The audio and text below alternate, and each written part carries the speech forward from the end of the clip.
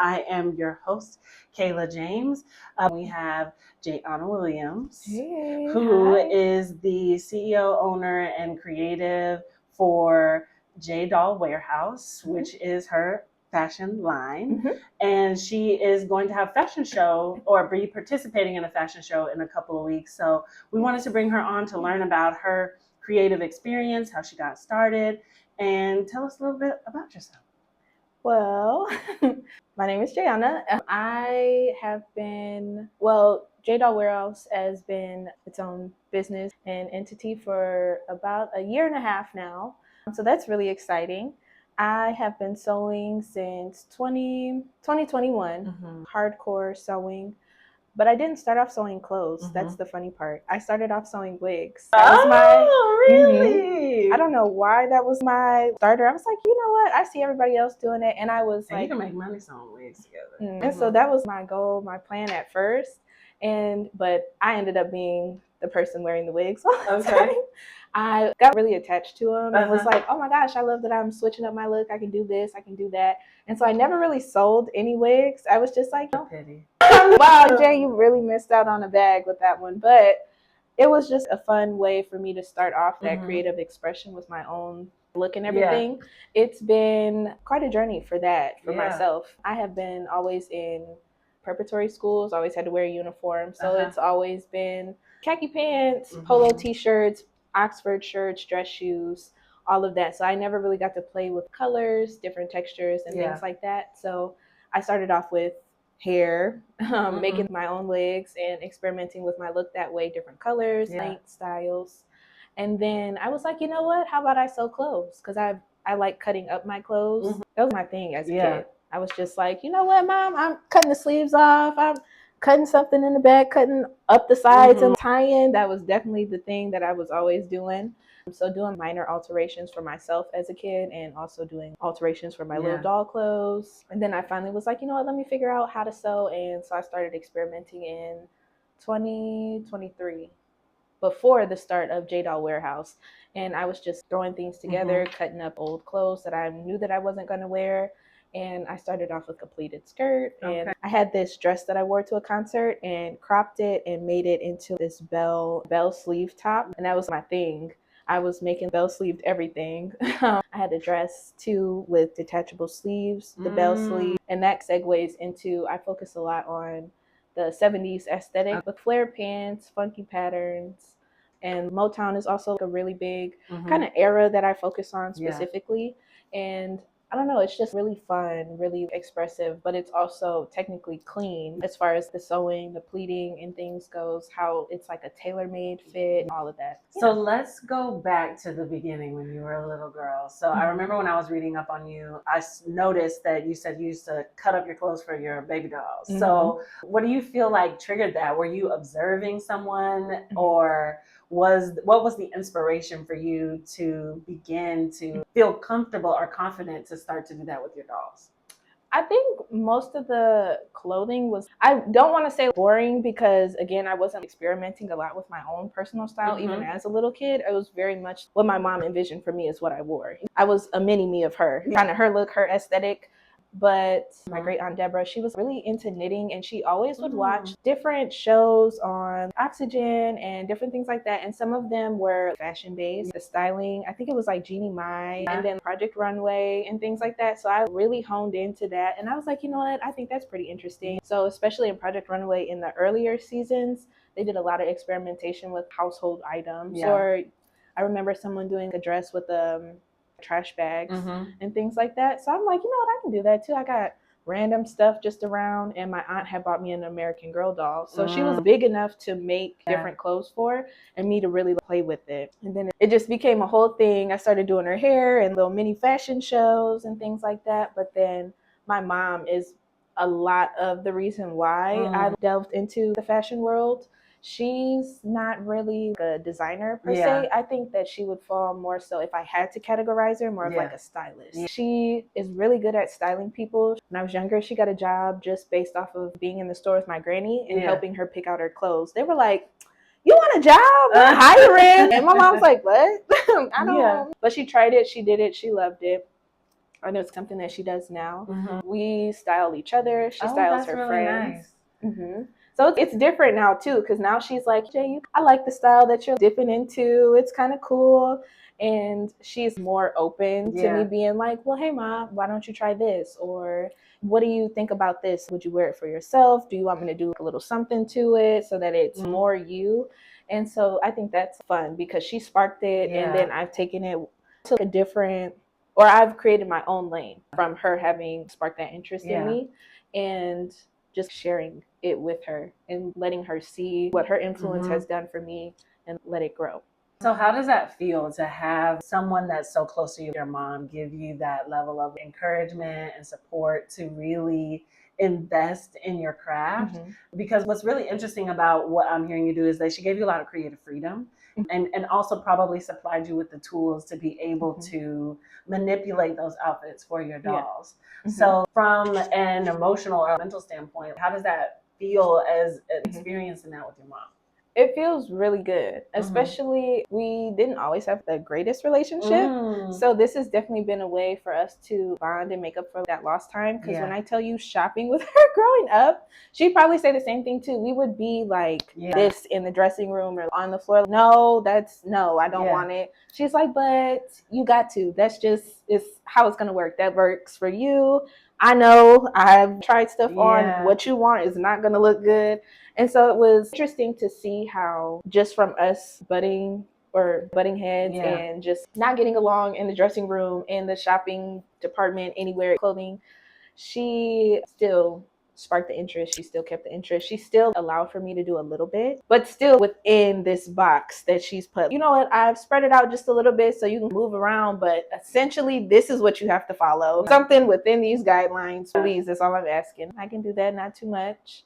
But it's definitely been great. It's nice to see how our relationship has turned around. It's nice to see all of the things that she's done in order to keep the interest, but also not take it over. She allows for me to find my own guidance than it is that really structured, this is the way that it needs to be. She just pushes me. You got it. Giving you that little nudge. So we started out with the childhood creation of the dolls and your Aunt Deborah. And so now we're in our teenage years, which is when I would assume Project Runway comes into play. So I think I remember reading that you still have a lot of your sketches from Project Runway. So what about, I remember you said in those earlier episodes, they were doing a lot of manipulation with a lot of different types of fabric and really pushing them to think outside of the box with the materials that they were using.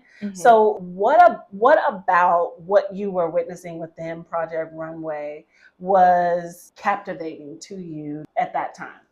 It's just how people had ideas in their mind and then they actually brought it to reality.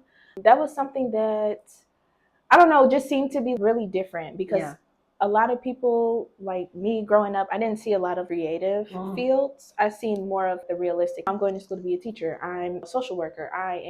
And those are all really great fields. They all serve a great purpose. They fostering young minds, helping the community, different things like that. Those are beautiful things, but I didn't see anybody push the boundary. And so seeing it on TV, like that's actually really cool. You can see something, a concept, or you see a piece of fabric and you're like, I know that I can make this with that. Seeing trash bags and knowing that you can make it into a whole dress is crazy. Or somebody giving you, I know they used to have a little Project Runway kits and there was this little spin dial thing that you turn and it's like it picks the categories for you. So it would be hot couture bubbles, the color purple, and having all of those concepts and just putting it into a really beautiful piece, whether it was a sketch. And that's what I did a lot of growing up. So I was always like, I would love to see this be an actual thing and put it on and everything like that. And that was like kind of in the back of my mind for a long time until I was just like, let me go for it. But it was just more so that I'm seeing something that everybody else isn't doing. And that's what kept me in. It just seemed like everything that was super, I don't even want to say creative, but something that I felt like the kids that I was around or the parents that were the parents of the kids or even just other family that were adults and into their careers and things like that, I didn't see anything that was aligned with me as a little kid. That creative, outside of being like an art teacher, which was cool. And that was it for a little bit for me until I was like, no, I don't really want to teach kids. I don't want to teach other kids. Man, I just kids. I do not. If it's not my, I don't fool with other people's kids. I like a very select group of children. And I know y'all, and I Yeah. know who y'all came from. Outside of that, leave me alone. Applause to everybody else who could do it, but me, I can't. I know that. I know that about myself. What's really interesting to me is how niche fashion creation is. And I feel like it's difficult to find those spaces where other creatives that think in that way commune together, because it's a little bit easier as an adult, but as a kid, I feel like unless you're going to a charter school or a school that has something that's focused on that, it's really difficult unless your parents are really intentional about putting you in those spaces so that you can continue to invest in that skill. Because when I was in high school, there was a fashion camp at the Galleria Mall in Dallas. And so they brought all of the different boutiques together, and then you would do different competitions. And I remember everybody had to pair up in a group. And then we had to design a prom outfit. So everybody did dresses. So some people did the Cinderella dress with the frills, or they did more A-line. And so we decided to do a jumpsuit, to do something unique and different. And that is the only time outside of a homemaker class that I had in, or home ec is what they used to call it in school, where I was like, oh my gosh, this is so much fun. But I was going off to college, I think. I did it my senior year of high school, and I was going off to college in the fall. And I feel like that's the last time that I really was in a space with creative styling and designing and manipulating fabrics and doing stuff like that. And I took the safe route and did something lucrative and profitable and put me on a certain pathway, which segues me into how you transition from Project Runway. We've got the sketches, and then boom, we're in. It's time to be an adult. So when did you make the decision to say, I'm not going to forget about you, but I'm just going to put you right here on the shelf and we're going to come back to you? It was definitely before I left out of high school, for sure, that I was like, dang, maybe that's not it. But I held on to it for so long. It was just one of those things, because there was one incident had to be sophomore year. I went to a college preparatory school, so from freshman year, they've been college. You got to look at what you got, the options, what your grades looking like, prep for the 8th. That's your thing. Fresh out the gate, that's what you got to do. And I'm like, cool. I want to be a fashion designer though. So what school got that as far as major or whatever? And my teacher didn't laugh. My advisory teacher, she never laughed at me because she was an art teacher too. And so she saw it and she was like, you know what, Jay, just hold on to it. But she was also very reserved and quiet. She wasn't go after your dream. That's your thing. You love it. Go. She's like, if that's what you want to do, but you got options. If people are telling you that's not, you could be an art teacher. And I'm like, no offense to you, you're doing amazing. Me though, no. But I think sophomore year, I had one person in my band class. I was like, you know what, I'm going to be a fashion designer. Her and I think the biology teacher for 9th grade, we were all just having a little conversation. And she was like, I've never heard of any Michigan fashion designers. That's something you have to do outside of here unless you want to design for Target. I looked at her, I'm not designing for Target. That's not what I said I wanted to do. I could leave. If it ain't no market here for me, I'm gonna leave. So I started looking at schools, and then my mom was just really scared for me to leave out of the state.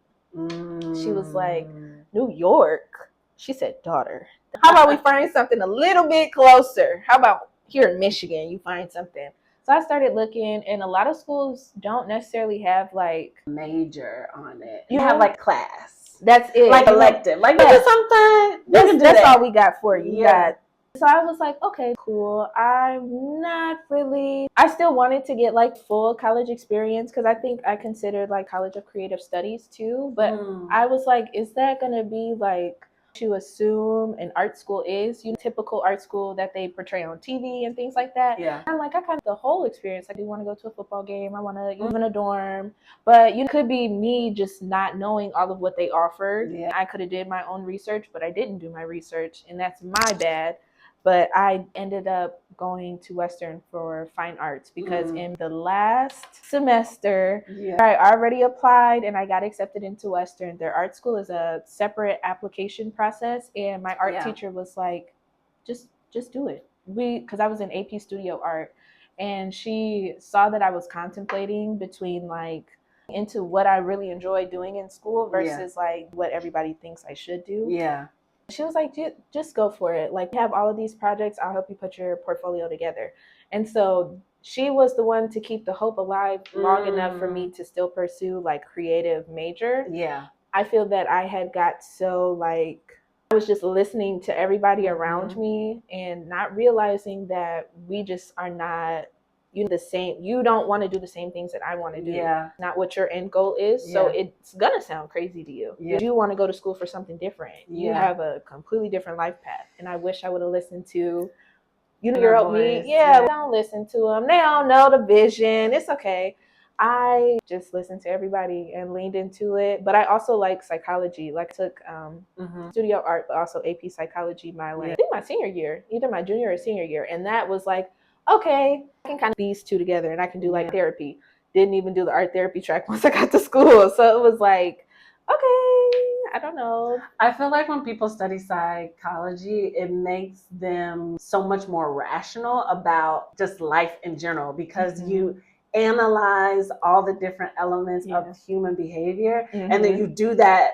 You psychoanalyze yourself when you're making a decision, which makes it more challenging to like your passions and your desires. One of the things that, as you were talking about, like little voices that were coming in and not being encouraging to your dream, people say it all the time, which seems cliche, but like, can't share your dream with everybody, and you can't tell everybody like, this is what I think I want to do, and I'm gonna be amazing. Yeah, in your head you're gonna be amazing, but in real life I don't know what that's gonna work out. But I was watching a TikTok, and I want to say it was I can't remember his name, but it was the guy that was on Ellen DeGeneres, and he had like videos, I want to say it was on Vine, but he was like food and saying like, so he recently put a TikTok out that was like, when you're a creative person and you have like that's been seeded inside of you that other people around you don't understand, it's very lonely, because you have to encourage yourself. You have to remind yourself that what you know to be true and the life that you've imagined that's been shown to you is possible, but you sometimes have to just hold it close to the vest, because everyone is not going to be able to go along the ride with you. And so that were just some of the sentiments that I was picking up as you were sharing that story. So, okay, get off to college and you make it through, you do psychology, you take the safe route, you're out in corporate America, and you lose your job. Yeah. Like, in that moment said, okay, I'm not going to go out and find another like job. I'm going to invest and do this. Like, made you decide that this was the moment that you're gonna like your dreams and put action to them? I feel like you hear people say this all the time when they make like big transitions and things, like prayed on it. Hope that I heard the right thing. I was just really tired of being like in that space of being more of in like social work field and everything like that. I loved working with kids. I loved working with developmentally disabled and everything like that, but it just gets to a point where you're coming into work and you're not really helping the people that you're there for. Because like certain like there are not many resources available. Post-COVID has been really wild as far as like people are looking for housing, looking for jobs, need help with like assistance if they are already not set up to have those things. If they fall like in the middle where like you make enough in the eyes on paper, like not considering everything else, and it's really you're crunching numbers trying to make everything work in life, and that is really depressing to see. And also to be, I always used to tell people that I worked with like are only one paycheck, maybe two paychecks away from being the people that we serve. So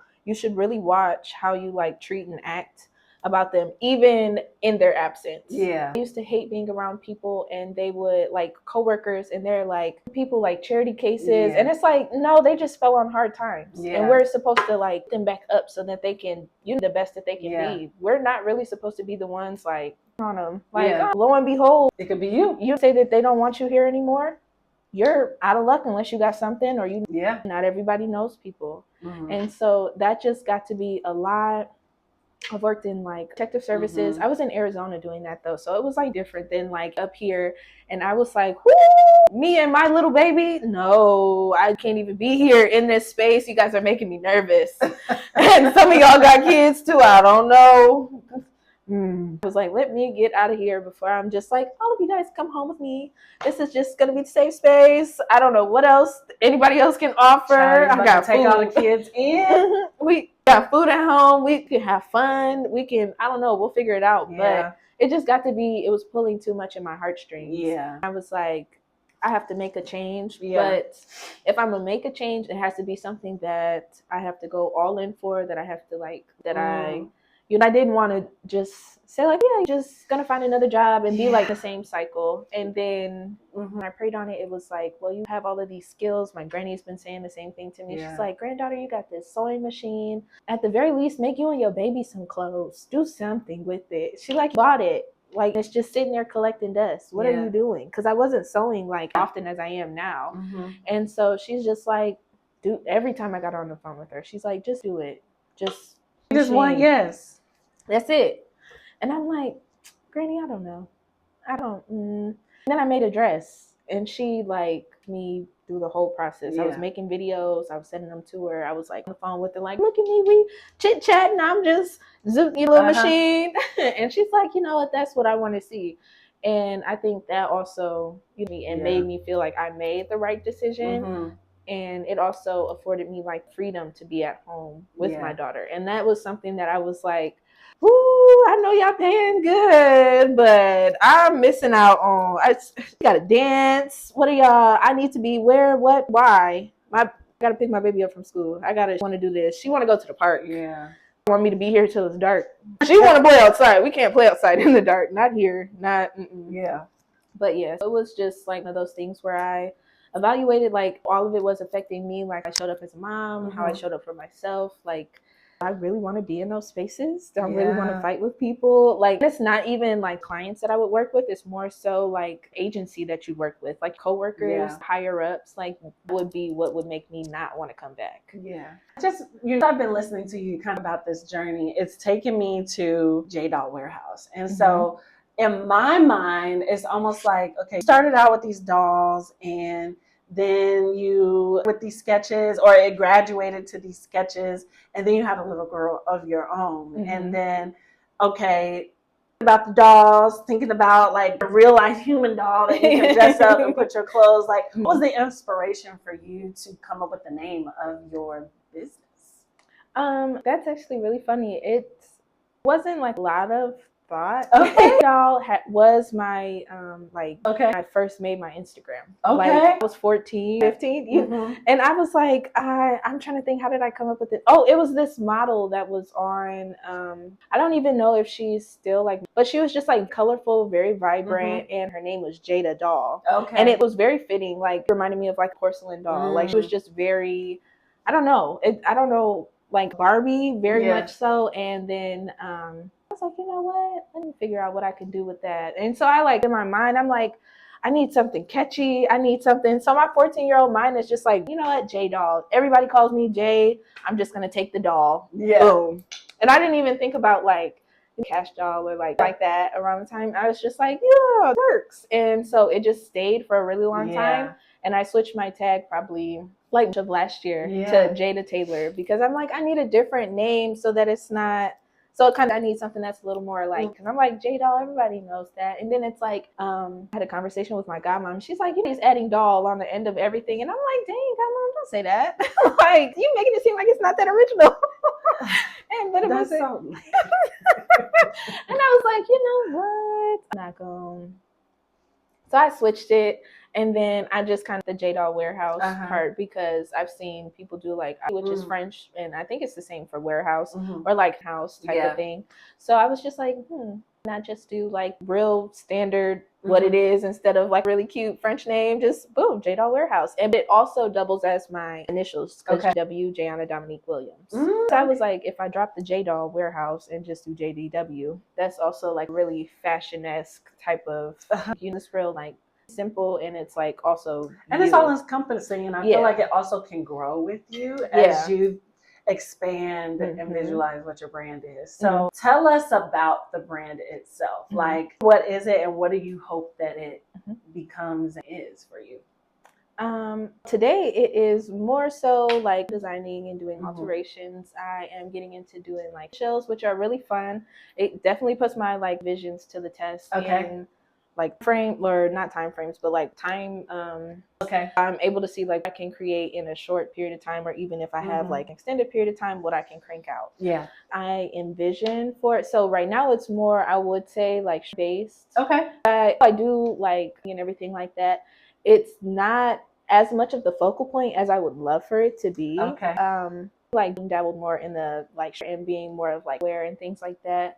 But I think the overall what I would want is being more of like special occasion and like wear. Before you even said bridal wear, I was like, did you ever think about like Parent Trap popped into my head when she's in the like shoot and then they put the veil on the hat. I saw Jaidoll Warehouse as a bridal boutique, literally in my mind. I would love it. I absolutely would love for that to be the thing. And I think also like the job that I have now. You're learning so much. You're learning about different clientele. From what you've shared, I feel like it helps you create what your target audience is because of the different experiences that you've had. Maybe like placement of where your boutique would be because of the type of clientele that you've been experiencing and like design, layout, and environment that you want to cultivate. Yes. As a result. Yeah, I definitely agree with all of that. And that's what I tell myself all the time. I'm here for a reason. Yeah. It's more of a benefit for me than I guess and like from like, how am I supposed to say that? How am I saying that? It's beneficial. Right now. Yeah, now. Yes. So it's definitely helping me with like customer service portion, more comfortable. Like I was doing alterations and things like that. I was getting like nervous being in people's like, I had to, especially working at this job, you are like expert.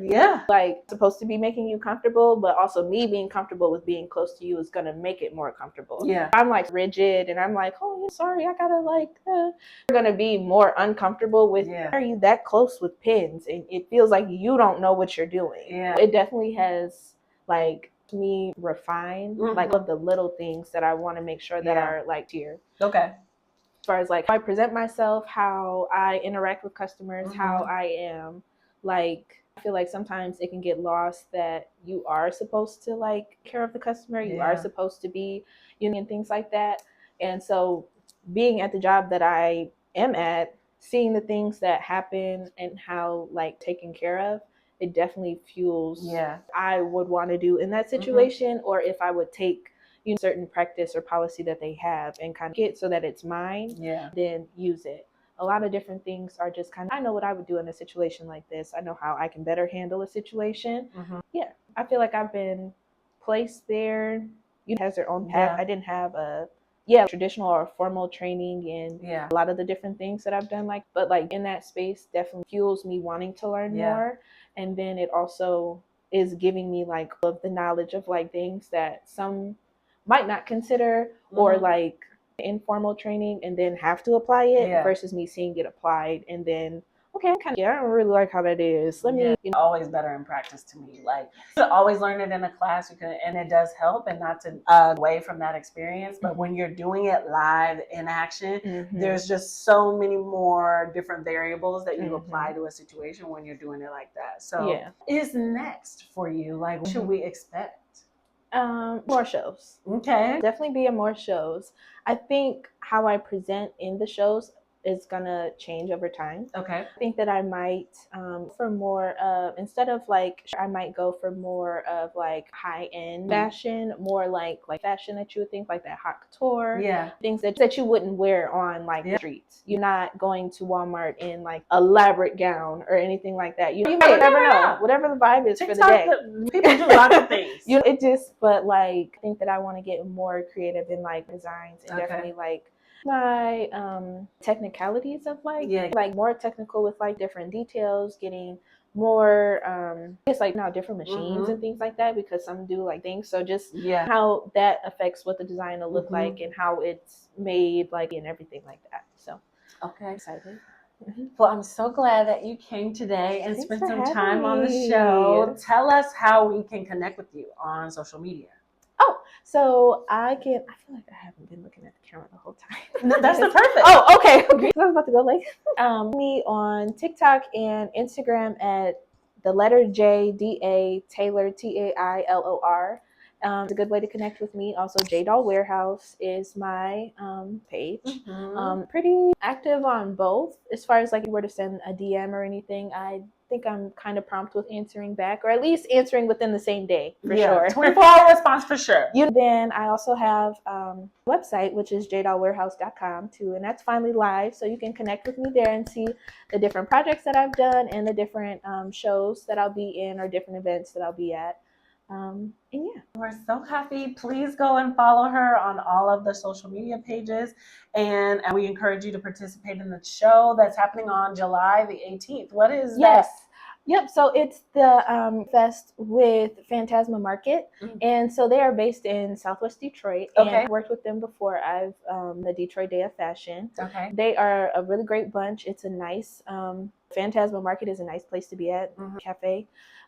This is an event for creatives of all, like painters. They're going to have different kinds of artists, like I think performing artists and everything too. There are going to be different people serving food, so it's going to be like nice, more of like a vending event, but also with an interactive fashion show. So we'll have models just like walking through the event and designers' pieces, and maybe even with like business card and kind of around start a conversation. I'm just really excited to be a part of it and see how it turns out because it sounds super fun. Well, we are excited to see the showcase in a couple of weeks, which I think is next Friday, actually. Yes, yeah. Thank you for being on, and we can't wait to see what Jaidoll Warehouse becomes.